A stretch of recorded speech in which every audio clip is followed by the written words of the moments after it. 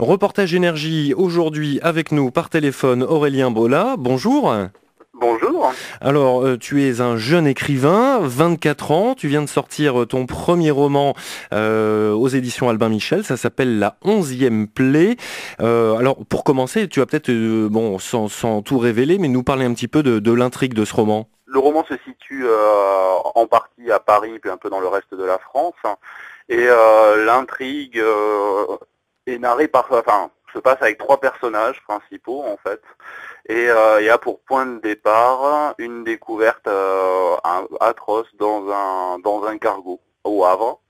Et en parallèle, une jeune fliquette de la crime découvre que deux jeunes filles se sont a priori suicidées sur les voies de la station Porte des Lilas.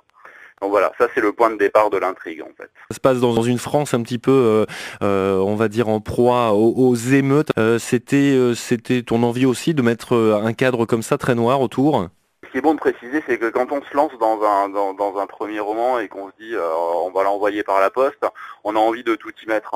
Et moi j'avais une terreur, c'était que le lecteur s'ennuie à ce que j'écris.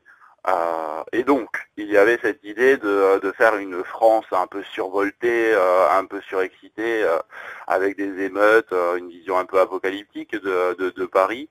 Et ça m'intéressait. Il y avait deux raisons à ça. La première, c'était que ça permettait de maintenir en tension, ça je l'ai déjà dit, mais c'était aussi une sorte de métaphore filée de l'état d'esprit de mes personnages, un peu comme dans l'expressionnisme allemand, toute proportion gardée hein, dans le cinéma, où les décors finalement reflètent l'état d'esprit des personnages en fonction de telle ou telle situation. Il y avait aussi un désir politique derrière, je dis pas politisé, hein, mais politique quand même. Enfin, j'avais besoin de ce côté un peu musclé en arrière-plan parce que j'avais été au cœur des émeutes à Paris quand elles avaient explosé en 2005 et ça m'avait beaucoup marqué. J'avais vu les voitures cramées à mes pieds, au pied de mes fenêtres, voilà des courses-poursuites entre les CRS et tout, et les jeunes qui fuyaient. C'est des scènes qui m'avaient beaucoup marqué. Je m'étais dit que pour un premier roman, ouais, c'était un bon décor. Combien de temps tu as mis pour écrire ce roman? Pour l'écrire d'un premier jet, il a fallu. Enfin, d'abord, il y a eu énormément de recherches, puisque j'avais plus de 500 pages de recherche. J'avais tissé un plan qui faisait 200 pages pour les intrigues, les paragraphes, les chapitres, etc. Donc ça m'a bien pris 6 mois. Il y a eu une phase d'1 an d'écriture, et puis après, il y a eu le retravail, parce que, ouais, pour clarifier, pour condenser.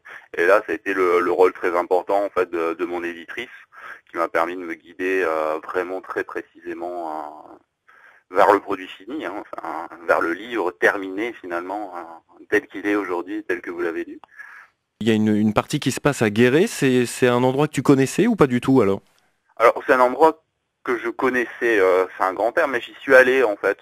J'ai des amis de mes parents en fait qui vivent à Guéret, donc et ce qui était important, en fait la finalité, pourquoi l'avoir situé en Creuse, au-delà même des sonorités qui sont intéressantes à travailler, il y avait la Creuse, Crozant, enfin bon, pour situer une intrigue c'était pas mal, mais il y avait l'idée que on partait de la capitale économique, Paris, pour arriver à une sorte de cœur géographique en France. Enfin, pour moi, c'était ça l'idée, c'était cette circulation entre voilà ce cœur économique vers un cœur géographique Il y a un cœur géographique très noir également, hein. oui, voilà, très noir. Du côté de Jarnage, de Crozant, oui, il y a un cœur géographique un peu sombre, c'est vrai. Bon, enfin ça, on laissera découvrir au lecteur. C'est quoi un petit peu ton parcours jusqu'à aujourd'hui avant de te mettre dans ce premier roman? C'est un parcours un peu chaotique. J'ai grandi dans le sud-ouest, vraiment au pied des Pyrénées, à Tarbes plus précisément. Et à 17 ans, une fois passé le bac, je suis parti à Madrid pour faire des études de droit. Et sauf que en fait, je me suis retrouvé en classe à Madrid. C'est un programme avec la Sorbonne, enfin, je vous passe les détails, et je comprenais pas un traître mot de ce qu'on me racontait. Donc j'étais un peu perdu pendant un an à Madrid, où bon, j'ai un petit peu découvert la vie espagnole, on va dire ça comme ça.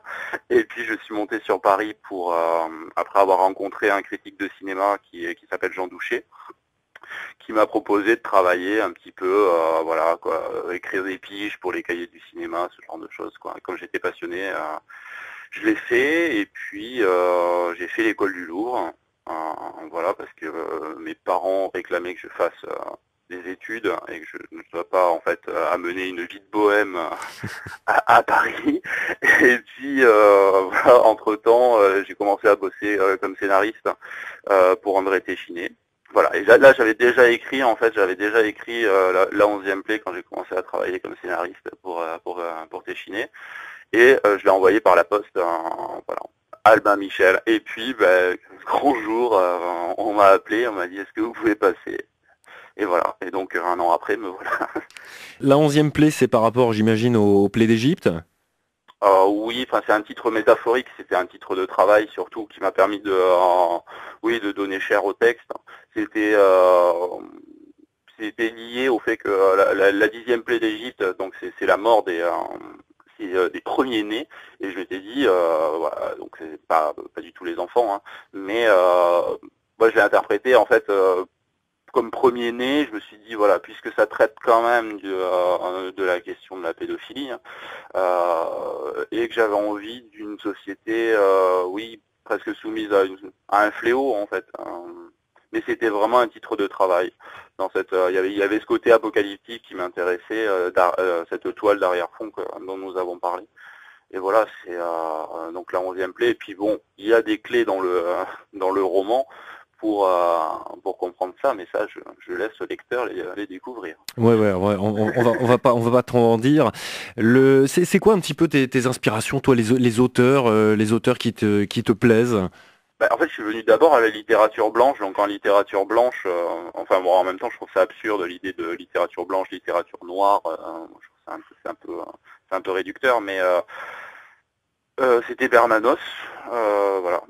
Georges Bernanos m'a beaucoup influencé parce que j'aime énormément ses textes sur la question, la rédemption, vraiment une recherche oui, sur la psychologie des personnages qui me passionnent, même si je ne partage pas forcément ses goûts mystiques.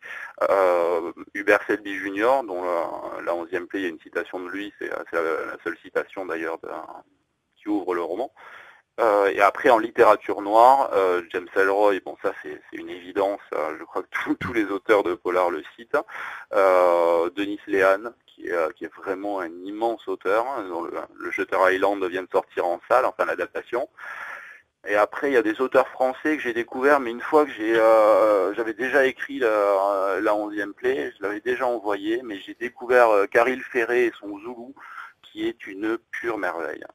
Enfin, à mon sens, hein, vraiment. Voilà, donc ça sera un autre roman à découvrir également. En tout cas, bon, donc ce premier roman est sorti, tu es déjà en train de travailler sur un deuxième? Oui, je suis déjà plongé dans l'écriture, oui, du second, je vais l'appeler, parce que deuxième, ça voudrait dire qu'il y en aura un troisième après, et tout ça, et pour l'instant, je suis de nature prudente, donc oui, j'ai commencé à travailler sur l'idée d'un deuxième roman, mais qui se passerait plus là du côté de là où j'ai grandi en fait, un peu, enfin à la frontière, au Pays Basque. Voilà. Tu seras notre invité pour la sortie du second alors. J'espère, mais j'espère déjà que ça vous plaira, et que mais je suis déjà très content que la 11e plaie vous ait plu. Hein, enfin. On le rappelle, donc il est sorti il y a quelques semaines maintenant, c'était le 4 février la sortie, donc aux éditions Albin Michel. Aurélien Mola, merci beaucoup. C'est moi qui vous remercie.